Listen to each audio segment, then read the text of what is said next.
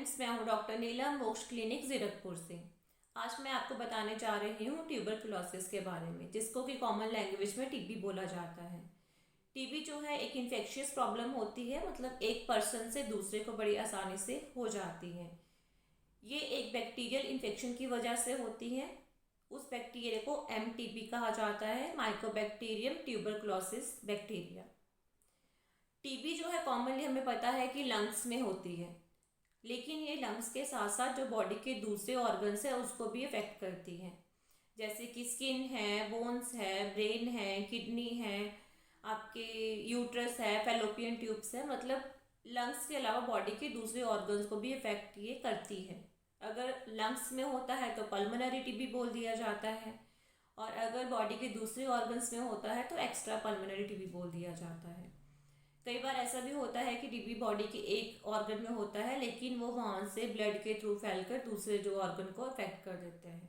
या कई बार लंग्स में होती है, दूसरे ऑर्गन्स में हो जाती है, कई बार एक ऑर्गन से दूसरे ऑर्गन में स्प्रेड हो जाती है। इस तरह से भी होता है। टीबी जो है अगर टाइम से इसको ट्रीट ना किया जाए तो ये एक क्रॉनिक प्रॉब्लम बन जाती है। क्रॉनिक मतलब जो धीरे धीरे करके इंक्रीज होती रहती है, बढ़ती रहती है टाइम के साथ साथ। अब इसमें बेसिकली होता क्या है, क्योंकि ये बैक्टीरियल इन्फेक्शन है और ये कॉमनली जो है सबसे ज़्यादा जो है लंग्स में पाई जाती है। लंग्स में ये इन्फेक्शन फैलता है ड्रॉपलेट इन्फेक्शन से। जैसे मान लो किसी को टीबी है, वो इंसान खांसता है, छींकता है, हंसता है, तो जैसे ही उसके वो ड्रॉपलेट्स हैं, जो वो सलाइवा या जो म्यूकस है उसके वो ड्रॉप्स जो हैं जहाँ जहाँ गिरते हैं, अगर उसके कांटेक्ट में कोई दूसरा इंसान आता है तो उनको भी टीबी होने के चांसेस होते हैं। तो इसमें जो बैक्टीरिया है वो कर आपके जो सांस के थ्रू है वो आपके फेफड़ों में एयर सैक्स तक पहुंच जाता है। मतलब फेफड़ों तक पहुंचा वो आपका जो बैक्टीरिया था, है ना, फेफड़ों में पहुंचा। अब जैसे ही वो बैक्टीरिया आपके फेफड़ों में पहुंचा तो आपकी बॉडी की जो इम्यूनिटी है, जो इम्यून सेल्स है उसके, है ना, तो वो एक्टिव हो जाएंगे। वो कोशिश करें कि हम इसको ख़त्म कर दें, डिस्ट्रॉय कर दें, बॉडी से बाहर निकाल दें, उसको फैलने से रोकेंगे, क्योंकि ये बैक्टीरिया आपकी बॉडी के लिए नुकसानदायक है। तो अब क्या होगा कि जैसे ही ये बैक्टीरिया ने लंग्स में एंट्री की, आपके बॉडी के जो इम्यून सेल्स है वो क्या करेंगे, उसके चारों तरफ मतलब उसको किल करने के लिए, बैक्टीरिया को ख़त्म करने के लिए उसको डिस्ट्रॉय करने की कोशिश करेंगे। लेकिन जब बैक्टीरिया जो ये है, ये एक ऐसा केमिकल कुछ प्रोटीन रिलीज करता है जिसकी वजह से इम्यून सेल्स इसको मार नहीं पाते। उल्टा जो बैक्टीरिया है वो मल्टीप्लाई करना शुरू कर देता है, मतलब एक से दो, दो से चार होने शुरू कर देता है। अब जब बैक्टीरिया बढ़ेगा तो इम्यून सेल्स जो हैं वो सिग्नल भेजते हैं दूसरे सेल्स को कि और सेल्स आ जाओ, क्योंकि हम इसको मार नहीं पाए तो हमें और सेल्स की ज़रूरत पड़ेगी। तो और सेल्स वहाँ पर इकट्ठे हो जाएंगे। अब क्या हुआ, अगर आपकी बॉडी की इम्यूनिटी स्ट्रांग हुई और वो जो बैक्टीरिया था जिससे आपको इन्फेक्शन हुआ है ना, वो आपका मान लो कमज़ोर निकला, तो वो वहाँ पर कैद हो जाएगा। मतलब वो वहीं पर पड़ा रहेगा, मल्टीप्लाई भी नहीं कर पाएगा, क्योंकि आपकी बॉडी की इम्यूनिटी स्ट्रांग थी, है ना, बैक्टीरिया से लड़ने की शक्ति थी वो आपके शरीर की अच्छी थी। अब वो बैक्टीरिया वहीं पर बंद पड़ा रहेगा, ना तो वो मल्टीप्लाई कर पाएगा और ना ही वो फैल पाएगा। अब ऐसे केसेस में क्या होगा कि आपको टीबी हुआ, आपको इन्फेक्शन हुआ बैक्टीरिया से, लेकिन लक्षण नहीं आया, क्योंकि आपकी बॉडी स्ट्रांग थी, इम्यून सेल्स की शक्ति ज़्यादा थी, तो बैक्टीरिया को उन्होंने कैद कर लिया।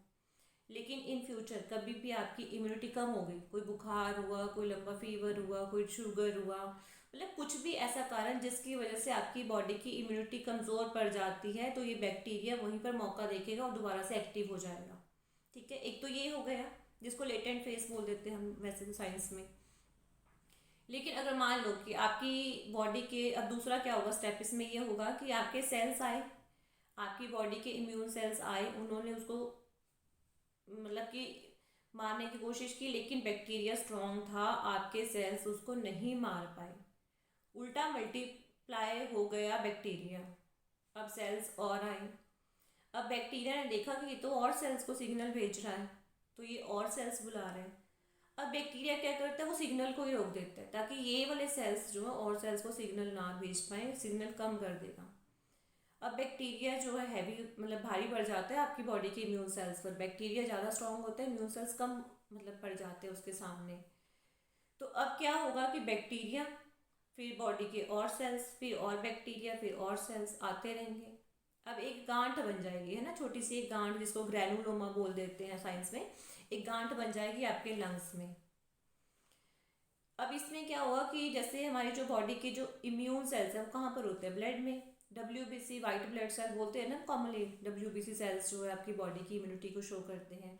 तो वही जो है पस बन जाते हैं बाद में। मतलब अब क्या होगा, इस जो ग्रैनुलोमा जो गांठ बन गई उसके अंदर पस हो जाएगी, क्योंकि ये जो इम्यून सेल्स आए थे वो डेड हो गए ना बीच में। जो मर गए सेल्स वो वहीं पर पड़े हैं, अभी बॉडी ने उसको रिमूव नहीं किया, तो वो भी वो पस जो है वहीं पर इकट्ठा हो रखी है। अब इसमें क्या हुआ कि आपकी जो बॉडी के जो मतलब हर जैसे सेल्स हैं वो आएंगे, जो रिपेयरिंग सेल्स हैं, मतलब जैसे फाइब्रोब्लास्ट है, मतलब है ना फाइबर्स। कुछ जगह पे जो है हीलिंग चल रही है, कुछ जगह पे बैक्टीरिया इम्यून सेल्स में फाइटिंग चल रही है। जो वो फाइटिंग हुई, जो सेल्स डेड हो गए, उसको भी कौन रिमूव करेगा, हमारी बॉडी के सेल्स ही तो रिमूव करेंगे ना। तो वो सेल्स भी उसको रिमूव करने के लिए वहाँ पे इकट्ठा होंगे। और धीरे धीरे करके जहाँ पर बैक्टीरिया को डिस्ट्रॉय कर चुके हैं उस एरिया में जो है हीलिंग स्टार्ट हो जाएगी, वहाँ पे फाइबर्स इकट्ठा होना शुरू हो जाएंगे। लेकिन अगर ये प्रोसेस बार बार लंबे समय तक हुआ कि बैक्टीरिया जो है उसको और हमारे इम्यून सेल्स की फाइटिंग लंबे समय तक चलती रहेगी, तो बार बार जो है पस बनती रहेगी, ग्रैनुलोमा बनता रहेगा, स्कारिंग होती रहेगी, क्योंकि फाइबर्स आएंगे उसको हील करने के लिए। जैसे हमारे हाथ पर चोट लगती है ना, देखा है ना कई बार चोट लगती है स्किन पर, तो उतना एरिया जब ठीक होता है तो वो ठीक हो जाता है, वहाँ पर हेयर्स की ग्रोथ भी नहीं होती और रिंकल्स भी जो है अगर आपने देखा हो एरिया प्लेन हो जाता है। तो इसी तरह से आपके लंग्स का अंदर का एरिया भी जो है वैसा ही हो जाएगा, वहाँ पर स्कारिंग हो जाएगी। तो फिर आपको फिर वो जो है परमानेंट डैमेज हो जाएंगे लंग्स, क्योंकि वो उनका फंक्शन नहीं करेंगे, वो नॉर्मल जो काम करना चाहिए लंग्स के टिश्यू को, सेल्स को, वो नहीं करेंगे। तो ये था बेसिक पैथोलॉजी, मतलब ये कैसे जो है अंदर जाके काम करता है बैक्टीरिया और आपकी बॉडी की इम्यूनिटी। तो अब इसमें क्या है, इसमें ये है कि अगर आपकी बॉडी की इम्यूनिटी कम है तो वो बैक्टीरिया को डिस्ट्रॉय नहीं कर पाएंगे आपके इम्यून सेल्स। तो इसीलिए सबसे ज़्यादा कॉमन टीबी उन्हीं को होता है जिनकी बॉडी की इम्यूनिटी वीक होती है। अब बॉडी की इम्यूनिटी वीक कैसे, मतलब जैसे कुछ लोग बहुत ज़्यादा ड्रिंक करते हैं, कुछ लोग स्मोकिंग करते रहते हैं, तो ऐसे केसेस में जो है लंग्स के जो सीलियास होते हैं, मतलब जो जैसे मैंने आपको बताया था कि हमारे जैसे नाक में बाल हैं, कोई बैक्टीरिया वायरस आया उसको बाहर ही रोक देते हैं, तो इससे बाल जैसे हमारे स्ट्रक्चर पूरे लंग्स में होते हैं, ब्रोंकाई में भी और इसमें भी। तो ये सीलियस का जो साइज भी छोटा हो जाता है, जो इनकी मूवमेंट होती है, हिलने की शक्ति ये भी कम हो जाती है, जो पेशेंट स्मोकिंग करते हैं जो लोग, है ना। तो इम्यून सिस्टम वीक हो जाता है, लंग्स भी वीक हो जाते हैं ऐसे भी। और इसके अलावा कोई शुगर है जैसे, है ना, और किसी को किडनी की प्रॉब्लम है, किसी को कैंसर है, किसी को कोई ऑटो इम्यून डिसीज़ है, किसी को HIV है, मतलब ऐसी कोई भी डिसीज़ हो सकती है, कोई भी प्रॉब्लम हो सकती है जिसकी वजह से आपकी जो इम्यूनिटी वीक है। तो ऐसे ही पर्सनस में है जो है टीबी के चांसेस बढ़ जाते हैं। टीबी की क्या, मैंने तो कितनी बार बोला है कि बॉडी में कहीं भी इन्फेक्शन हो।